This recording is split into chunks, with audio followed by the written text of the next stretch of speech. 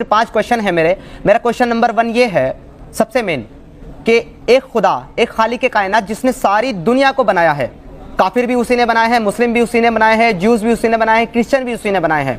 वो अपनी किताब के अंदर ये कहता है कि सूरह यूनुस सूरह नंबर 10 आया नंबर 99 वो कहता है कि अगर अल्लाह चाहे तो सारी दुनिया को ईमान में दाखिल कर दे, तो क्या आप अब भी उन्हें मजबूर करेंगे कि वो जरूर ईमान ले आए? तो यहाँ पे क्लियर बता रहा है कि अल्लाह नहीं चाहता कि सारी दुनिया ईमान में दाखिल हो जाए। अगर वो ऐसा चाहता तो सारी दुनिया ईमान ले आती।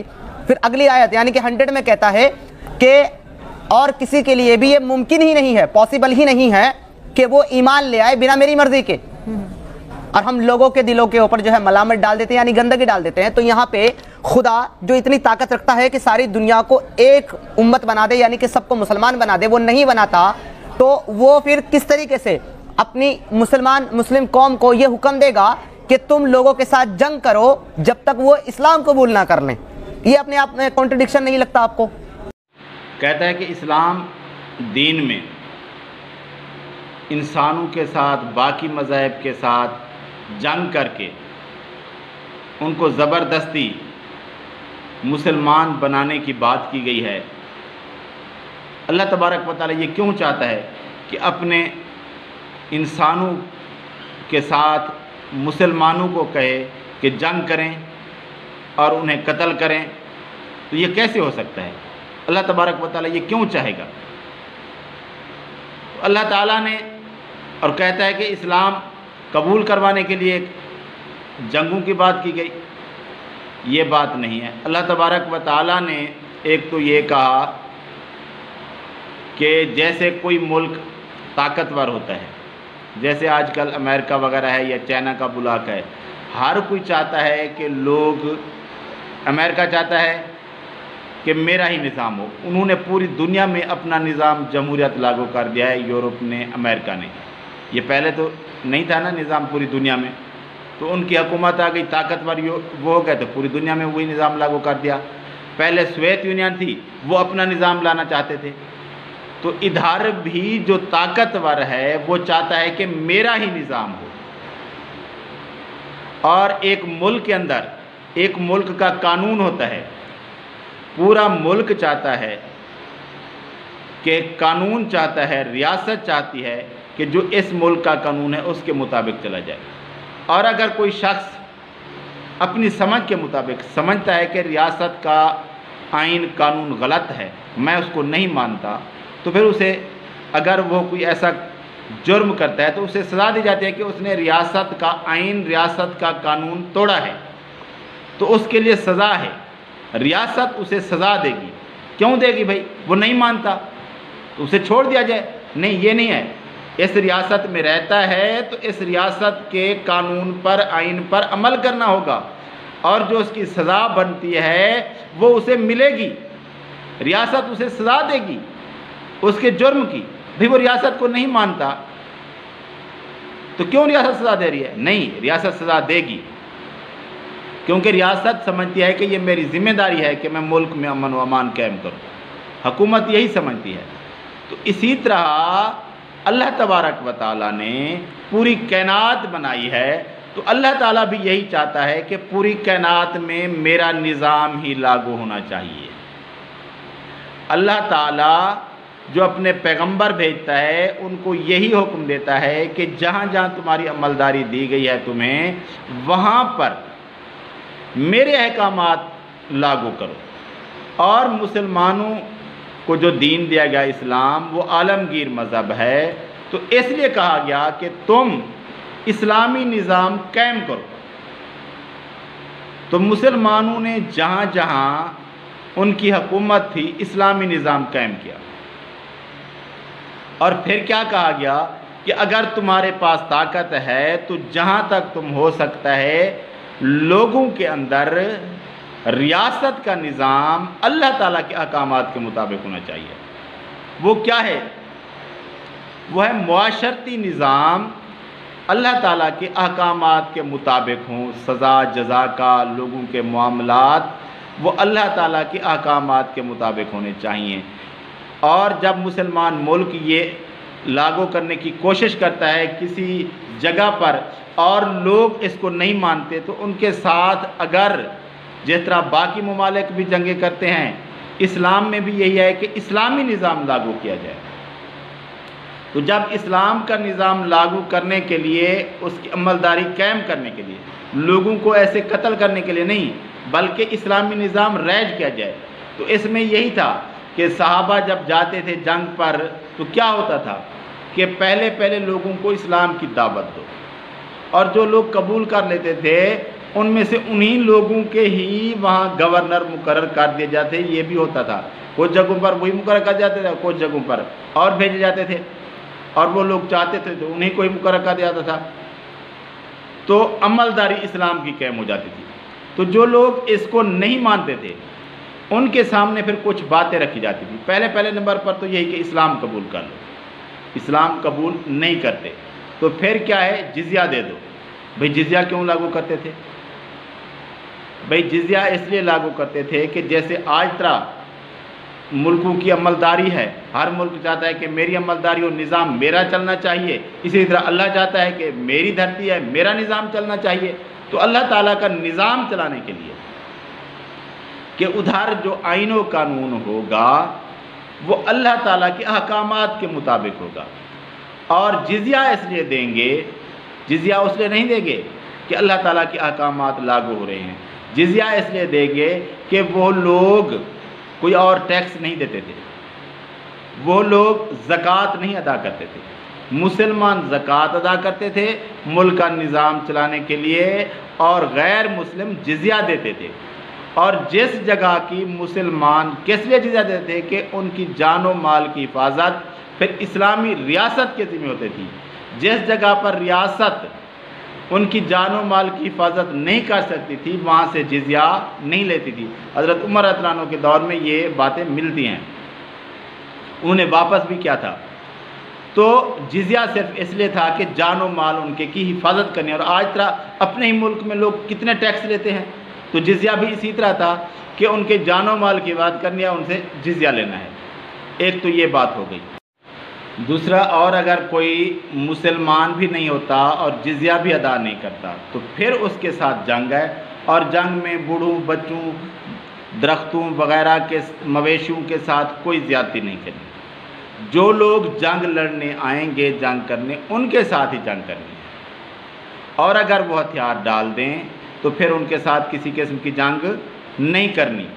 اور جب ان کے ساتھ جنگ کرنی ہے تو پھر کیا ہے، جب جنگ جیت جائیں گے تو وہاں اسلامی نظام لاگو کریں گے، اور ان کو ہر کسی کو قتل نہیں کریں گے۔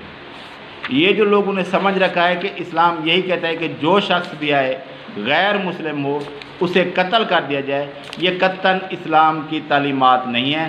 اور یہ آپ دیکھ سکتے ہیں کہ نبی صلی اللہ علیہ وآلہ وسلم کے دور میں اور صحابہ کے دور میں اسلامی ریاست کے اندر غیر مسلم رہتے تھے، لیکن انہوں نے لوگوں کو قتل نہیں کیا تھا، صرف جنگ کے معاملات تھے وہ الگ تھے۔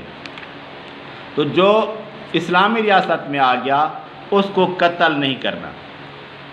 اور کچھ لوگ، اور یہ بھی سورہ برات کی، سورہ توبہ کی آیات کو کچھ دے کر سمجھتے ہیں کہ اللہ تبارک و تعالیٰ نے لوگوں کو، غیر مسلم کو قتل کرنے کا حکم دیا ہے، تو یہ بات نہیں ہے۔ اللہ تبارک و تعالیٰ نے براۃ من اللہ ورسولہ الی الذین عاہدتم من المشرکین، یہ بات ہو رہی ہے کن کی؟ مشرکین کی، جن سے معاہدہ تھا، صلح کا معاہدہ تھا۔ تو اللہ تبارک و تعالیٰ نے فرمایا کہ اب ان سے معاہدہ ختم۔ کیوں؟ اس میں وضاحت ہے آگے، کیونکہ انہوں نے معاہدے پر عمل درآمد نہیں کیا، اس لیے ان سے معاہدہ ختم۔ اور آگے یہ بھی ہے کہ جن لوگوں نے تمہارے ساتھ معاہدہ نہیں توڑا ان کے ساتھ معاہدہ باقی ہے، اور جو ٹوٹ گیا معاہدہ ان کو کچھ عرصے کے لیے وقت دیا گیا کہ تم زمین میں پھرو گھومو اور پھر چلے جاؤ۔ یہ نہیں کہا کہ اگر ہم تمہیں قتل کر دیں گے پھر کہ تم چلے جاؤ۔ اور پھر بھی جو لوگ رہتے ہیں اور ان کے ساتھ جنگ ہوتی ہے تو پھر جنگ کرو، اور جہاں پاؤ ان کو قتل کرو۔ پھر جنگ ہو گئی تو جہاں پاؤ ان کو قتل کرو، جنگ میں تو یہی ہوتا ہے۔ اور دوران جنگ جو شخص تم سے جنگ کر رہا ہے، اسلام یہ کہتا ہے کہ دوران جنگ جو شخص تم سے جنگ کر رہا ہے، لڑ رہا ہے، اور پھر وہ تم سے کہتا ہے کہ مجھے امان دو، وہ تم سے امان طلب کرتا ہے تو پھر تمہارے اوپر لازم ہے کہ اسے امان دو۔ یہ نہیں ہے کہ پھر اسے قتل کر دو، اس کے ساتھ جنگ کرو، نہیں، بلکہ جب وہ کہتا ہے کہ مجھے امن کی جگہ چاہیے، میں جنگ کرنا نہیں چاہتا، تو پھر تم اس کے ساتھ جنگ نہیں کرو گے۔ یہ اسی صورت میں اللہ تبارک و تعالیٰ نے یہ باتیں واضح طور پر بتا دی ہیں کہ تمہارے لیے ہر کسی کے ساتھ جنگ کرنا نہیں ہے، بلکہ جو لوگ تمہارے ساتھ جنگ کرتے ہیں تم ان کے ساتھ جنگ کرو، اور اگر دوران جنگ بھی کوئی تم سے چاہتا ہے کہ میں اب جنگ نہیں کرنا چاہتا، میں لڑنا نہیں چاہتا، تو پھر تم اس سے لڑو گے نہیں، بلکہ اسے امان دو، اسے امن کی جگہ پر پہنچا دو، پھر اس کی مرضی، وہ جو کچھ کرے۔ تو اسلام کسی کو قتل کرنے کا حکم نہیں دیتا، اسلام صرف دوران جنگ، اور یہ ہر مذہب اور ہر تہذیب، ہر ریاست، ہر ملک، ہر مکتبہ فکر، چاہے وہ کسی بھی مذہب سے تعلق نہ رکھتے ہوں، جیسے کہ کمیونسٹ تھے یا سوویت یونین پہلے تھی، انہوں نے تو بھی یہی کیا تھا۔ یہ کوئی ریاست نہیں چاہتی کہ میرے اوپر کسی اور کا غلبہ ہو جائے، تو یہ جنگ کی باتیں جو ہے نا وہ عام جگہوں پر نہیں چلتی، تو یہ دوران جنگ کی باتیں ہیں، اور دوران جنگ کی بات صرف یہ اسلام ہی کہتا ہے، اور کوئی مذہب اس بات کی یا اس طرح کی بات نہیں کرتا کہ دوران جنگ اگر کوئی تم سے کہے کہ میں اب نہیں لڑنا چاہتا، میں امن کی جگہ جانا چاہتا ہوں، مجھے امن دو، مجھے امان دو، تو یہ صرف اسلام ہے جو کہتا ہے کہ ایک شخص تم سے لڑ رہا ہو، جنگ کر رہا ہو، اور میدان جنگ میں کہے کہ پھر مجھے امن دے دو، مجھے امان دے دو، کوئی ایک شخص جنگ ہوتی رہے تو اسے بھی امان دے دی ہے۔ یہ ہے اسلام کی فطرت۔ یہ امن کی بات اللہ تبارک و تعالیٰ نے اسی صورت کے اندر، سورہ توبہ کے اندر آیت نمبر 6 کے اندر فرمائی ہے کہ اسے امان دو اور اسے سننے کا موقع دو اور اسے امن کی جگہ پر پہنچا دو۔ تو اسلام یہ نہیں کہتا کہ کسی کو زبردستی، ایک بات یہ بھی ہے کہ پھر اسلام زبردستی پھیلایا، اور اسلام کہتا ہے کہ لوگوں کو زبردستی مسلمان بنایا جائے۔ یہ اسلام کہتے ہیں کہ اللہ تعالیٰ یہ کیسے کہہ سکتا ہے؟ تو اللہ تبارک و تعالیٰ نے یہ کبھی نہیں کہا کہ لوگوں کو زبردستی مسلمان بناؤ، کیونکہ اللہ تبارک و تعالیٰ نے قرآن مجید کی سورہ بقرہ آیت نمبر 256 کے اندر فرمایا لا اکراہ فی الدین، دین میں کوئی زبردستی نہیں۔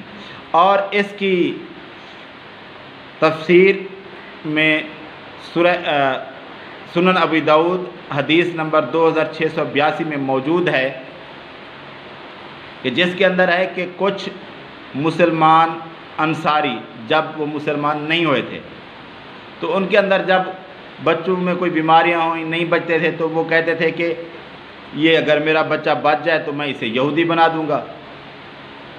تو انہوں نے، مسلمانوں نے یہ کیا ہوا تھا کہ کچھ ان کے بچے یہودیوں کے پاس تھے، وہ بچتے نہیں تھے، تو انہوں نے منت مانی اور پھر بچوں کو یہودی بنا دیا۔ تو جب بنو نذیر کو ادھر سے مدینہ سے نکالا جانے لگا تو وہ جا رہے تھے، یہودیوں سے مسلمانوں نے کہا کہ ہم اپنے بچے واپس لیتے ہیں، ان کو ہم زبردستی مسلمان بنائیں گے، کیونکہ ہمارے بچے ہیں، ہم ان کو زبردستی مسلمان بنائیں گے۔ تو اللہ تبارک و تعالی نے فرمایا لا اکراہ فی الدین، دین میں کوئی زبردستی نہیں ہے کہ تم زبردستی لوگوں کو مسلمان بناؤ، یہ نہیں ہے۔